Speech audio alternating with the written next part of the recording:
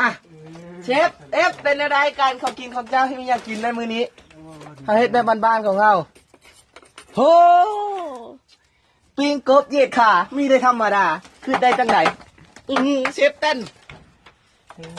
สร้างบรรยากาศมีแต่ควัน สร้างเอฟเฟกต์นักสร้างเอฟเฟกต์ ว้า เอฟเฟกต์สุดยอด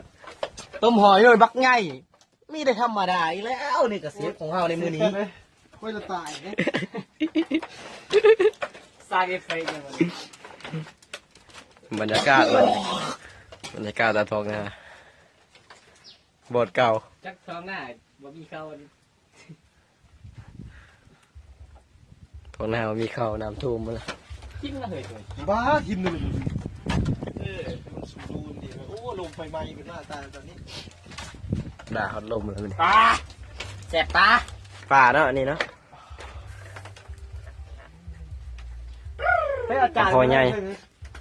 นั่นแหละซุก อาจารย์นะเฮ้ยไปลูกพี่ ปลาคอใหญ่ ขนาด ตัวใหญ่แต่พอสู้ปอสู้ บ้า ตัวใหญ่เลยบ่ตัวใหญ่ขนาด พอมั้งดึงขึ้นมา ใช่พี่ ซีเรียสฝาโมเขาไม่ได้นี่นะ เอาผมเอาปิดแล้ว ปีปีปีอาจจะเตะมาจับหนึ่งสิ โอ้ยดีกว่าบอกนี่เลย โอ้ลองแซ่บสุดแซ่บกูมึงนั่นหลายตอนนี้ มือนี้ได้ นี่มันเคิร์งครบยังสุดยอดแล้วกันงานสารงานสาร ล่ำเลยบ่เอฟ โย ร เป็นรับเป็นหัวเลยมือนี้ ำรำแป้ง อันนี้คือคลองเนาะคลองนี่ก็หมดสภาพเลยอันนี้ พี่กับพี่ อันนี้คือคลองเนาะ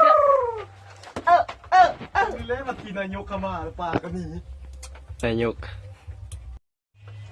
แนวไหนเป็นสิฟดเนาะหมอนี่ ไดมอนด์เลย เบิ่งก่อนเนาะคนแล้วนะ ไม่ไปตีแม่มันจะโคตร หอนได้ใจ อันนี้คือผักกับเนาะหน้าตาสีสัน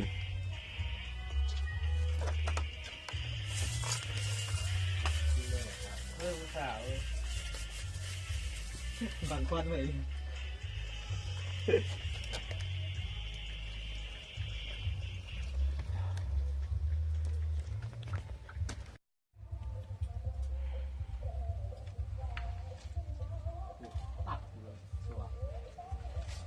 รอเลยนายกเขาเนี่ย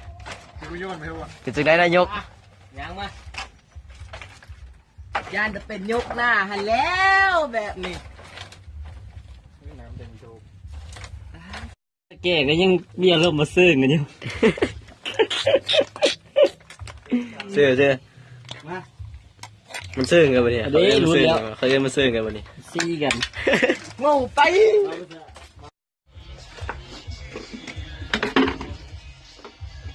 นั่นก็ได้ปะ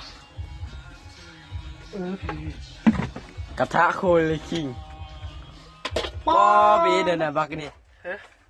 ขี้มอมกับคู่ลง โอ้ยขี้ดินเลยกระซับแล้ว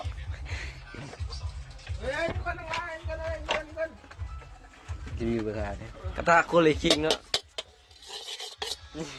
มีคุณสมบัติเอาไว้ใส่ทอดใส่แกงก็ได้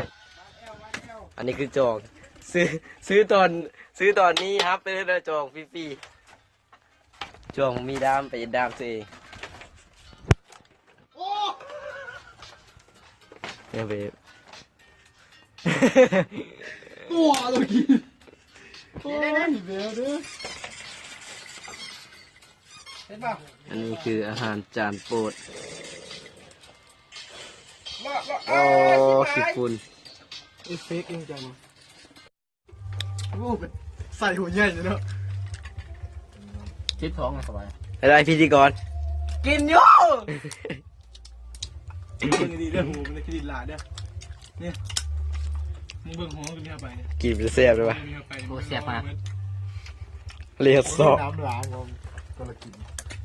มึงว่าบะหมี่แล้วมึงจะมีกันหามาเสิร์ฟยาไปเลยเดี๋ยวใจเอาไว้ก่อน